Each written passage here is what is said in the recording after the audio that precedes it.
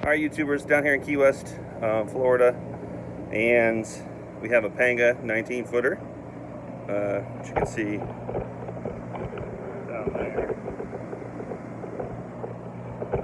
And the gist of the issue is, I went out with it the other day, trim motor, didn't work.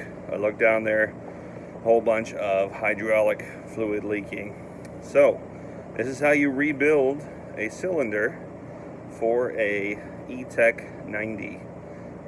It's pretty much going to be the same for any outboard engine, just so you know.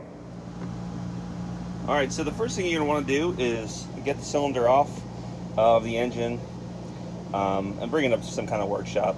It makes it a little bit easier. Mind you, this whole replacement, if you just buy a new one, is like almost $2,000, so definitely not going to do that.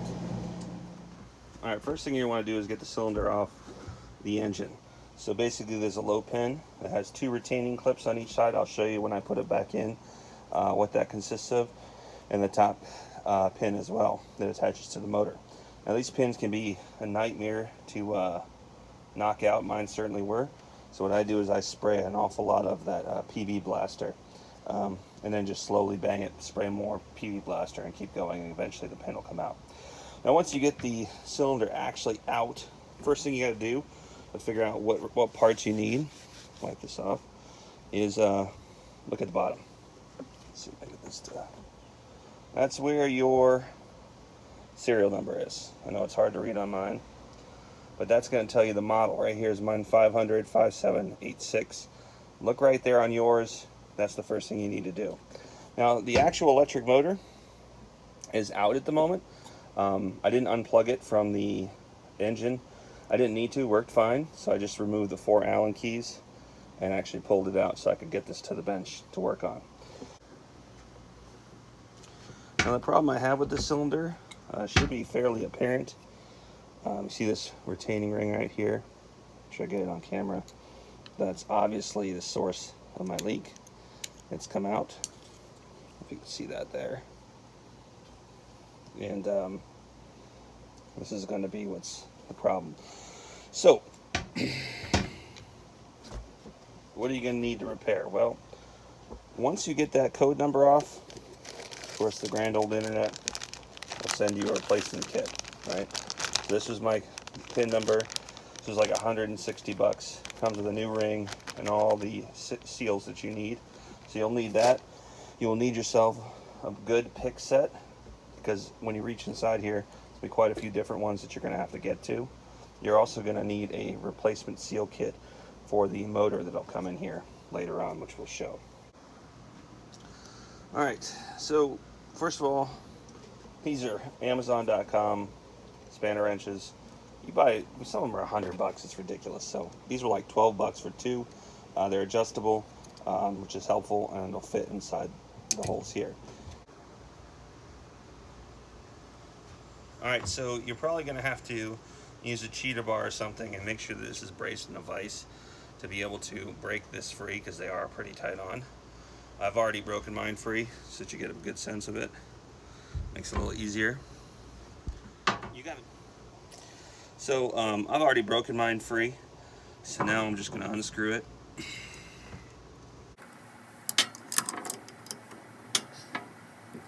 most likely going to be some oil in here. Let's just be prepared for that.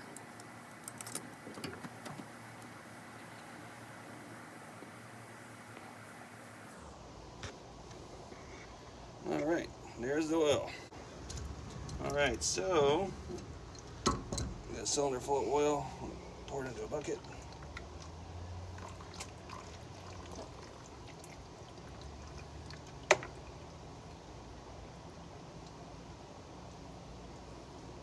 I can tell from the oil quality and the color that the seal has been leaking for a little bit.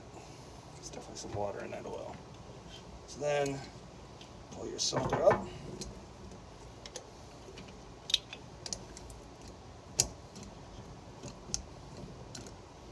Top.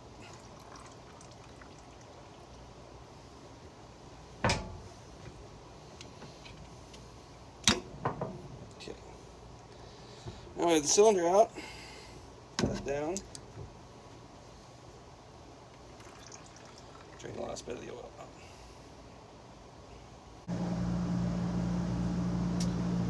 Alright, so the next step is to get off your same spanner. I broke it free already because it's kind of, you are going to have to put it in a vise just for demonstration purposes. Remember, there's a lot of small parts in this area, so you're really going to want to be careful as to not losing things. I like to keep everything kind of in order. Alright, next thing's next. We're going to have to get off this section right here. Alright, next part.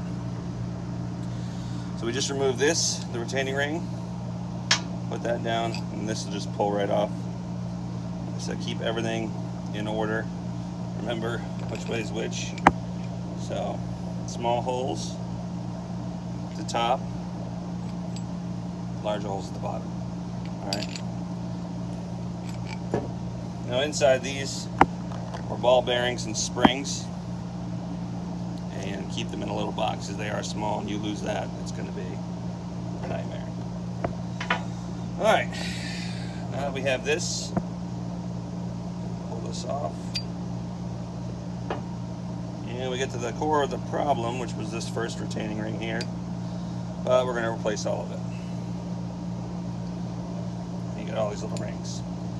Before I go any further, I'm going to open up my repair kit. Get all my parts situated here.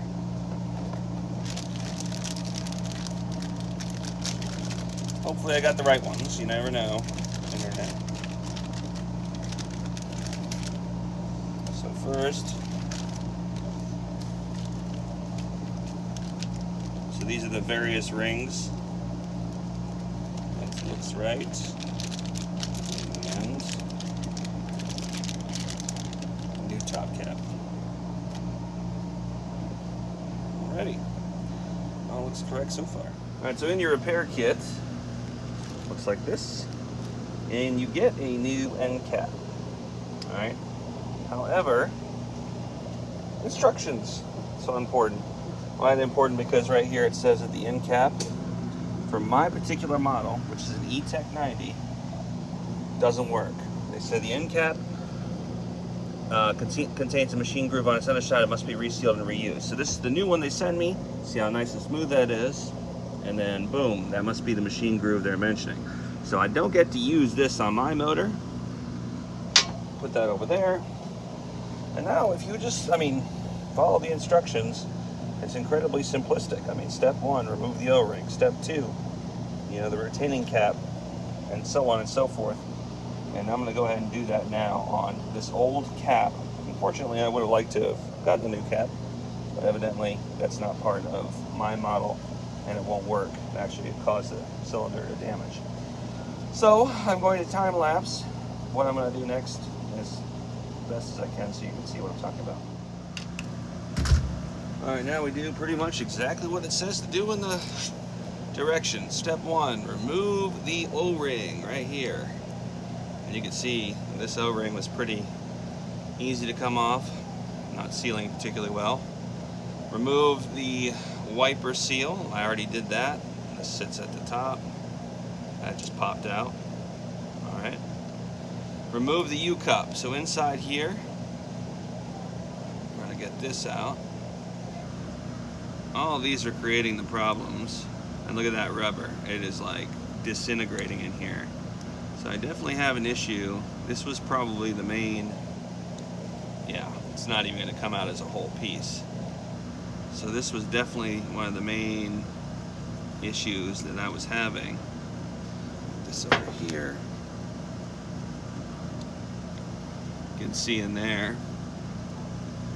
Let's see if I can get in there. See how it's just disintegrating? So, I think we found why my cylinder was leaking. There we go. Well, it's just coming out in pieces.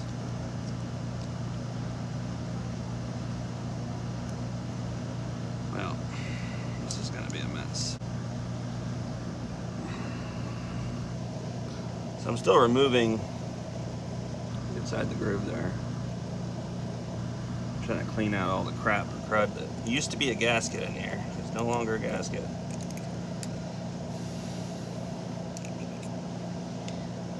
I have to say I am kind of pissed off that for $167, essentially I got sent rubber gaskets, and this nice brand new machined cap is useless to me. That's kind of ridiculous, to be frank. Anyway, you see here, these are all the remnants of what used to be the U-cup.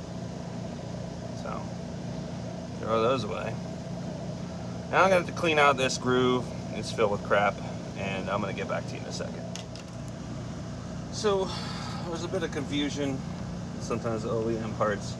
First of all, it says that for my serial number, as I mentioned before, I can't use the end cap that came with the kit. Truth be told, I don't see how that's possible because I don't see any difference really between these two end caps. And if you look at the identification of this, they have a big groove in this one that mine doesn't have. So I'm going to use the new end cap one way or the other, even though it says not to. Alright, so putting the new end cap on. I'll put a little oil on the shaft here. And then slide this up.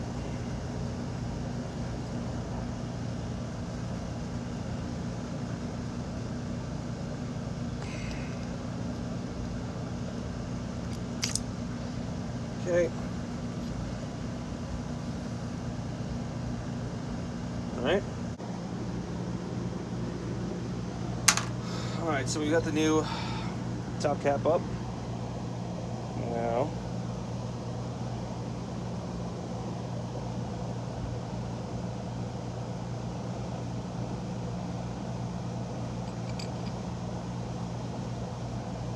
I'll rinse that like that.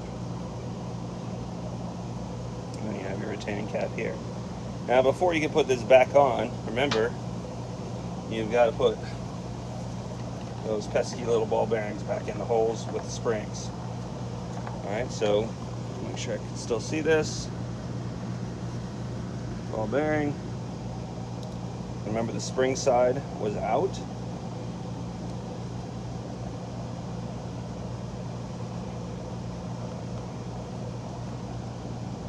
Ball bearing. Ball bearing. Spring side was out.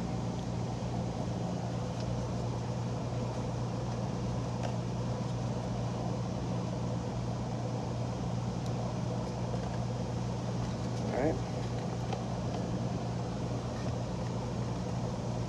Very small ball bearings for my hands.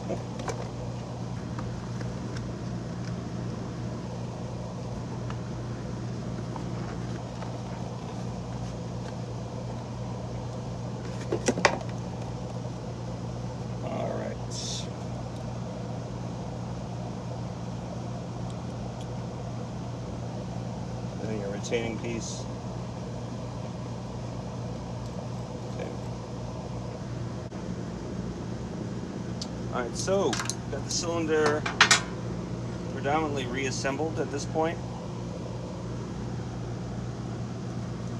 Everything's put back together. Check the shaft quite a bit. Make sure there's no scratches on it. This one's perfect shape, so I'm not too worried.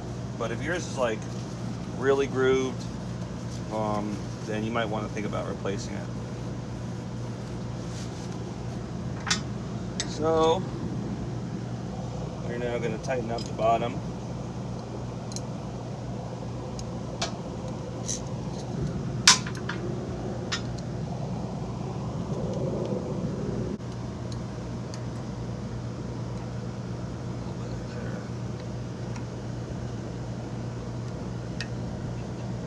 You're going to want to depress these springs, so you got to go for quite a ways.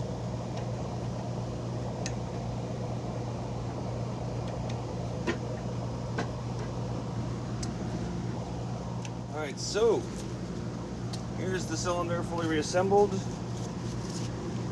New cap, new parts, and we're going to go ahead and put this back in. Now we're going to need some oil, obviously. I don't have the oil right now. But you're just going to basically take this. Remember, this is going to be kind of dry. It is a tight fit, at least it should be. So a little oil around the rim here, and then put it back in.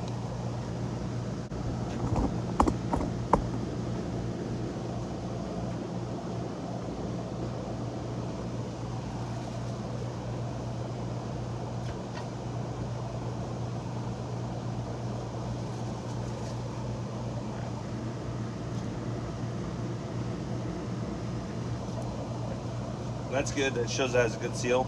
It's back pressure. Remember your release. I haven't done it. This will release the pressure. Let it go down.